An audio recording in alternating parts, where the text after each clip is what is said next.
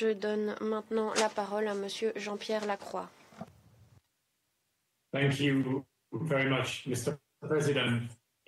Merci, Monsieur le Président. Je vous remercie de me donner la possibilité d'intervenir au sujet de la situation au Soudan du Sud. Situation qui requiert notre attention, mais surtout notre action. Cet exposé tient également compte de ma visite dans le pays du 15 au 17 octobre. Je souscris pleinement à l'intervention de la directrice exécutive de l'ONU Femmes, ma collègue et amie Sima Baous. Je la remercie de la coopération de l'ONU Femmes avec le maintien de la paix. Ces 3 derniers mois, la situation au Soudan du Sud continue d'évoluer de façon négative et dangereuse. Les violations du cessez-le-feu augmentent, y compris les nombreux bombardements et les confrontations entre les signataires de l'accord de paix. Avec le retrait unilatéral des nominés de l'opposition auprès du gouvernement de transition d'unité nationale, nous avons été les témoins d'une violation de l'accord de paix. Le premier vice-président Machar et certains responsables de l'opposition qui lui sont alliés sont encore en détention ou au procès.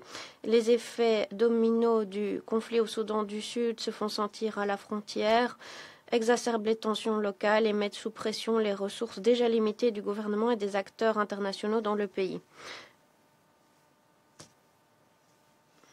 En conséquence, c'est la méfiance qui prévaut entre les différents acteurs du processus de paix. Malgré ces difficultés, et alors que nous sommes au bord du précipice, l'accord de paix revitalisé est le seul cadre pour garantir la paix et la stabilité au Soudan du Sud. Le principe d'inclusivité qui sous-tend l'accord, ainsi que les modalités de partage du pouvoir, semblent avoir été sacrifiés dans le cadre de décisions unilatérales. Dans ce contexte, l'apparition de factions faisant sécession pose des questions quant à la viabilité du processus de paix. Les détentions et les procès en cours de dirigeants des SPLM dans l'opposition, y compris du premier vice-président Machar, polarisent la situation politique. Je ne vais pas commenter le fond de l'affaire, mais je dois insister sur l'importance du droit à une procédure régulière, du droit à la transparence et l'équité, pour préserver la confiance du public et pour éviter que le procès ne serve de cause à de plus amples violences. Les institutions qui doivent promouvoir le partenariat sont sous-financées et s'effondrent. En l'absence de dialogue, la méfiance se renforce et toute possibilité de compromis nous échappe. En conséquence, la mise en œuvre des modalités sécuritaires de transition sont dans l'impasse et peu ou prou de progrès sont à constater quant au processus constitutionnel. L'accord de paix devait donner lieu à des élections en 2026.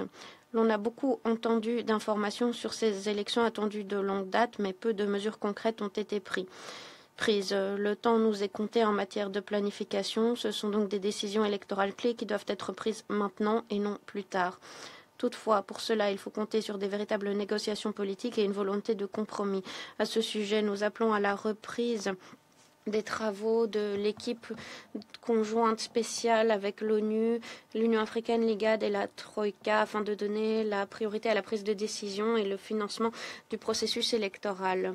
Je partage l'avis du Conseil de paix et de sécurité de l'Union africaine appelant l'IGAD, garant du processus de paix, et les États voisins à redoubler d'efforts pour garantir la mise en œuvre des engagements de l'accord de paix et la reddition de comptes.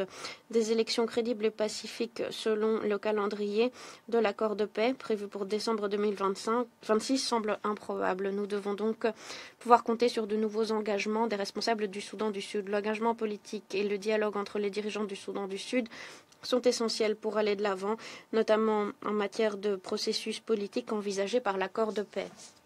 Monsieur le Président, la situation humanitaire demeure déplorable. Plus de 7,5 millions de personnes souffrent d'insécurité alimentaire grave. 28 000 personnes courent le risque de la famine. Les inondations ont déplacé plus d'1 million de personnes.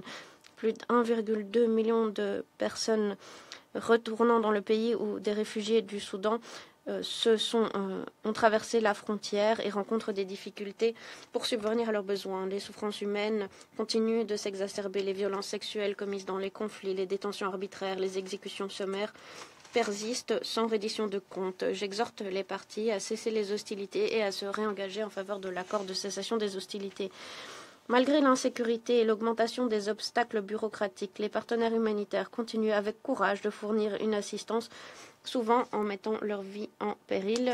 J'appelle le gouvernement à lever les restrictions d'accès, à garantir la sécurité des travailleurs humanitaires et à garantir la reddition de comptes en cas d'attaque contre des travailleurs humanitaires.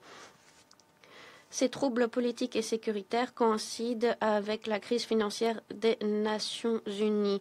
La MINUS, comme d'autres missions, se heurte à de nombreuses difficultés pour réaliser les mandats ambitieux alors que les ressources diminuent.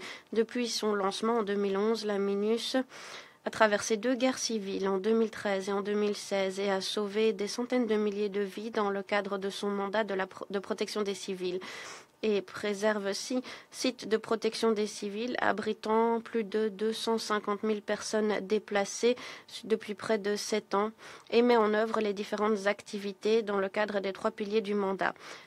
Vu la situation, la mission continue de maintenir un site de protection des civils à Malakal et fournit un appui sécuritaire aux acteurs humanitaires gérant les camps de personnes déplacées qui ont été réorganisés. Les faits sur le terrain nous indiquent que la présence de la mission au Soudan du Sud a été et continue d'être un élément essentiel pour préserver dans la mesure du possible la paix et la stabilité jusqu'à la fin de la période de transition. Alors que la crise des liquidités a des effets majeurs sur la capacité de la mission à protéger les civils et à honorer le reste du mandat, la MINUS continue d'être un acteur central au Soudan du Sud pour protéger les civils et appuyer tous les efforts visant à préserver la paix et la stabilité dans le pays, dans la mesure du possible, et dans une région profondément touchée par des conflits.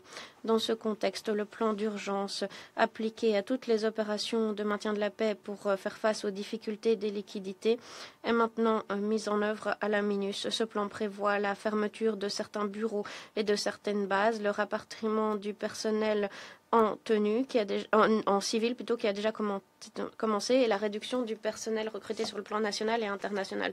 Lors de ma visite à Djouba, j'ai informé le gouvernement du Soudan du Sud, y compris le président Kiir, de ces mesures, et j'ai insisté sur les raisons nécessitant ces efforts. J'ai insisté sur le fait que malgré des prévisions de réduction, la MINUS demeure engagée à donner la priorité à la protection, à l'assistance humanitaire, à la mise en œuvre des tâches mandatées, tout en s'assurant que les acquis obtenus depuis le déploiement de la mission ne soient pas hypothéqués, alors que le gouvernement doit s'acquitter de ses responsabilités et protéger les civils.